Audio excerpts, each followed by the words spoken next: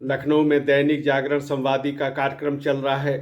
इसमें विशेष सत्रों में अनेक विषयों को उठाया जा रहा है, उन पर संवाद हो रहा है, परिचर्चा हो रही है और एक बहुत सी बातें जो हैं वो जनमानस के सामने आ रही हैं। राजनीति के मैजिक सत्र में शहजाद पूनावाला और साजिया इल्मी आए थे और मनोज राजन जो वरिष्ठ पत्रकार हैं उन्होंने इस पर उन्होंने संवाद किया।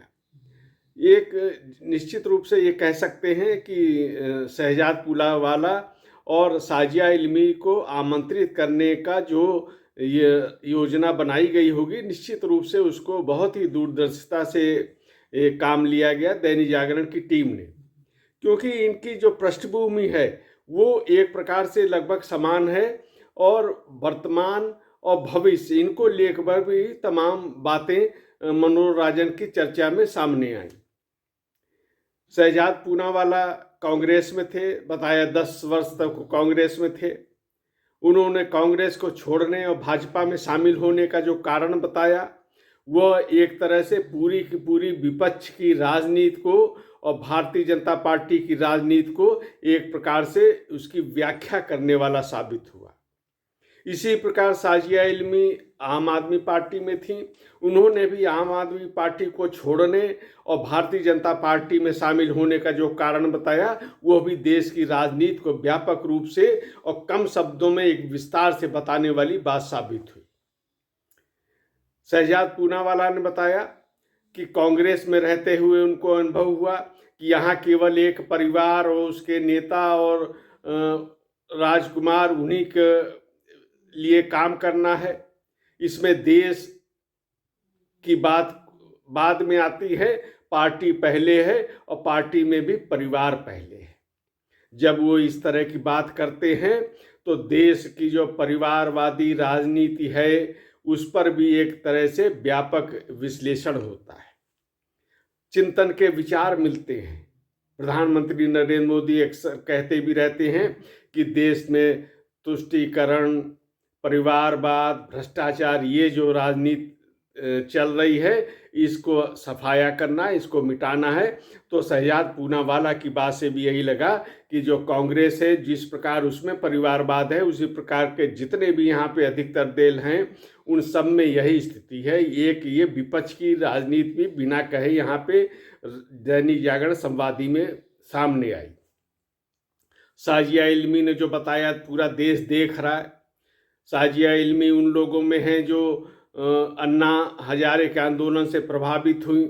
उसके प्रकार से जिस प्रकार से अरविंद केजरीवाल ने देश में अलग ढंग की राजनीति करने का एक संकल्प दिखावा किया पूरे देश के सामने, लगा कि देश की राजनीति बदलने वाली है, इसमें ईमानदारी होगी, इसमें सादगी होगी।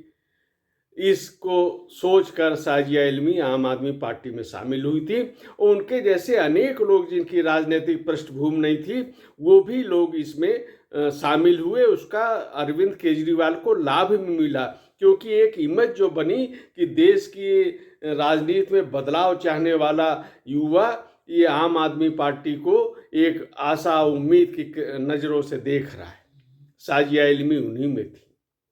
उन्होंने कहा कि कुछ ही समय में उनका भ्रम दूर होता गया और जो देख रहे हैं जिस प्रकार से सादगी की जो बात करते था अरविंद केजरीवाल के फ्लैट में रहेंगे, साधारण जीवन जिएंगे, सादगी का जीवन जिएंगे, और वो सब उनका आडंबर प्रकट होने लगा।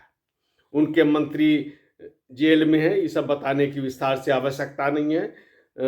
संदेह के घेरे में अरविंद केजरीवाल खुद आ चुके हैं और एक प्रकार से लगा कि किस प्रकार से जो अन्ना हजारे का नाम लेके जिन्होंने राजनीति में पार्टी बनाई वो किस प्रकार से एक प्रकार से गिरोह के रूप में कार्य करने लगे और किस प्रकार से सादगी की बात करने वाले कितने करोड़ खर्च करके और अपना बंगला का निर्माण कराते हैं, उसमें भी भ्रष्टाचार।